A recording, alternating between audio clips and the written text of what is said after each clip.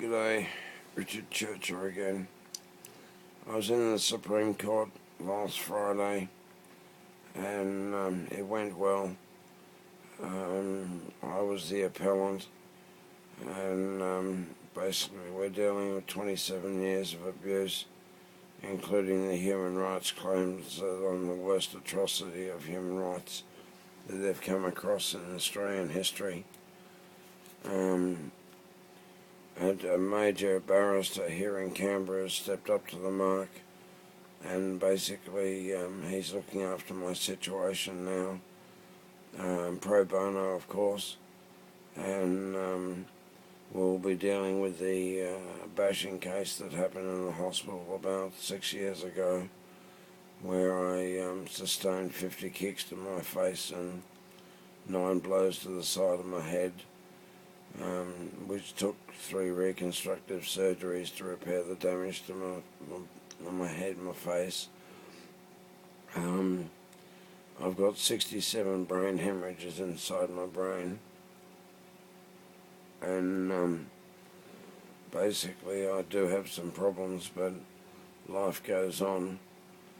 I've been sending some emails to various people around the country, and one of them in particular to Tanya Zaida up in Queensland, and wishing her all the best for her court case and telling her to keep her chin up. And a lovely friend of mine down in Melbourne called Donna, who's her husband Steve has got some problems at the moment, and wishing them all the best, and my prayers are with them. My legal situation will sort itself out. It also includes a wrongful imprisonment of 4.5 months in Goulburn and Silverwater Jail, which had 27 mentions in the Magistrates Court, 19 mentions in New South Wales Supreme Court, and 1 mention in the ACT Supreme Court, where I was given bail.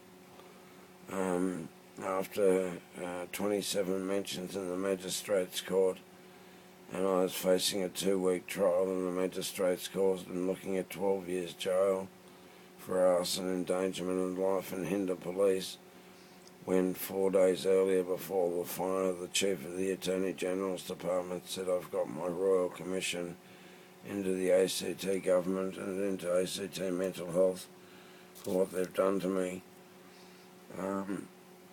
You can read some of my other videos and that, and all on Sea Devils Australia, which is my YouTube handle, and make up your own mind about my situation. I believe that if you hold something dear to your heart and close to your heart and never give up, then you will eventually win. I don't intend to give up. I intend to get back my mining corporation of Avoca Gold Proprietary Limited and bring the Western Mining Corporation and BHP and Avoca Resources and a new company called Elcor to order under a miners' court situation under colonial law.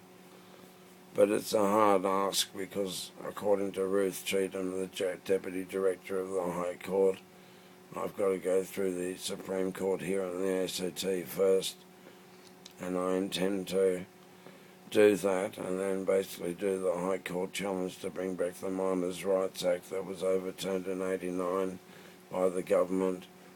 But there's 3 High Court judges' decisions at the time that deemed that what the government's done is illegal, and if anybody brings a miners' court to order in the High Court, then it will be over. They'll overturn the government's decision and call a full board of the miners' court to order under colonial law. I will win. There's so much injustice in this world, and that I think that it's about time we change our political situation here in this country. And last week I started the United One Nation Party. I need 500 members so I can form a political party to fight in the next federal election, made up of people from all around Australia who want to try and make a difference on this in this country and turn it back into a great nation and fix up a lot of the injustices that goes on in this country. Too many people are fighting for their lives, and even a friend of mine the other day, he turned around and said that even though he's an amazing bloke and a lovely mate of mine, he can't work in his profession because he takes Panadine Forte and Valium. Not much Valium, he's like me, I hate Valium as well, but we have to take it for various reasons. But he's not allowed to work in his chosen profession that he was trained for in the Navy. And that's wrong. You know, just because he takes Panadine Forte doesn't mean that he's not a very capable and skilled technician. And it breaks my heart what happens in this country. Hopefully one day we will see a lot of things fixed. I'd like to thank all my friends on Facebook. I listen to your music, I push you up on YouTube and things like that. I'd like to say thank you to Denny Henrahan, who I've listened to your music, and it's superb music, and you're a lovely bloke, and I've met you once, and your music is just uplifting. It's good, what I call trucking music, but that's because I've been on the road for 40 years and done about 16 million kilometres around this country in road trains and B-doubles and semi-trailers. One day we'll sort out all this and justice will be served. But at the moment they're going to look at my situation. I've finally got one of the best barristers in Canberra to look at it for me. All pro bono work, and it'll be a bit of sorting out, but eventually I will get my justice and my correct compensation for everything. Anyway, I don't want to leave a long YouTube video this time.